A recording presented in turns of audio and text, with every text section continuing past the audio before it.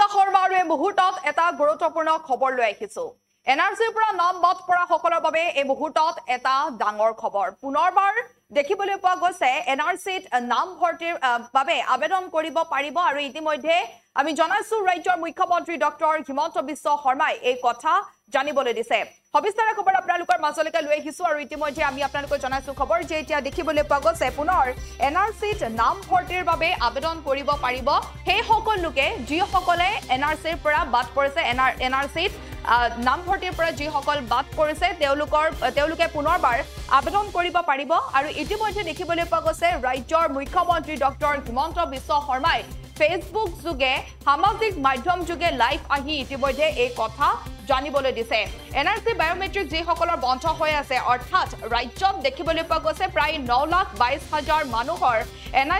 এনআৰচিৰ ক্ষেত্ৰত বায়োমেট্ৰিক বন্ধ হৈ থকা পৰিলক্ষিত হৈছে যাৰ বাবে বহু লোক এতিয়া বিপদত পৰিছে আৰু সেই বিষয়টোক লৈ ৰাজ্যৰ মুখ্যমন্ত্ৰী ডক্টৰ হিমন্ত বিশ্ব শৰ্মাই গৃহমন্ত্ৰী অমিত শাহৰ লগত দিল্লীত উপস্থিত থকাৰ সময়ত এই ক্ষেত্ৰত আলোচনা কৰিব বুলি ইতিমধ্যে ৰাজ্য চৰকাৰৰ তৰফৰ পৰা এই কথা উল্লেখ কৰা হৈছে আমি আপোনালোকক পুনৰ জনাইছো পুনৰ এনআৰচিত নাম ভৰ্তিৰ বাবে আবেদন কৰিব পাৰিব লোকসকলে আৰু যেহেতু এনআৰচি বায়োমেট্ৰিক যি সকলৰ ক্ষেত্ৰত বন্ধ হৈ আছে প্ৰায় 9 লাখ ৰাজ্যত দেখিবলৈ পোৱা গৈছে প্ৰায়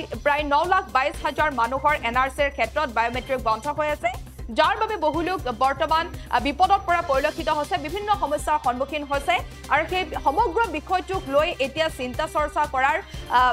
চৰ্চা কৰিব ৰাজ্য চৰকাৰে আৰু ইতিমধ্যে ৰাজ্যৰ মুখ্যমন্ত্ৰী ডক্টৰ হিমন্ত বিশ্ব শৰ্মাই ফেসবুক যোগে লাইভ আহি এই কথা জানিবলৈ দিছে এই সমগ্ৰ বিষয়টোক লৈ দিল্লীত উপস্থিত হৈ গৃহমন্ত্ৰী অমিত শাহৰ লগত আলোচনাত মিলিত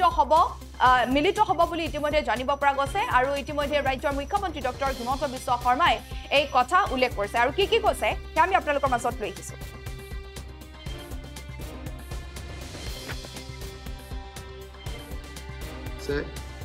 যাৰ এনআৰচিৰ বায়োমেট্ৰিক্স যি সকলৰ বন্ধ হৈ আছে প্ৰায় 9,22,000 মানুহৰ এনআৰচিৰ ক্ষেত্ৰত বায়োমেট্ৰিক্স বন্ধ হৈ আছে তাৰ ভিতৰত বহুত মানুহ এনেকুৱা আছে যাৰ এনআৰচিৰ খচৰাটো নাম আছে চূড়ান্ত তালিকাটো নাম আছে আৰু কিছুমানৰ এনআৰচিৰ লগত কোনো সম্বন্ধই নাছিল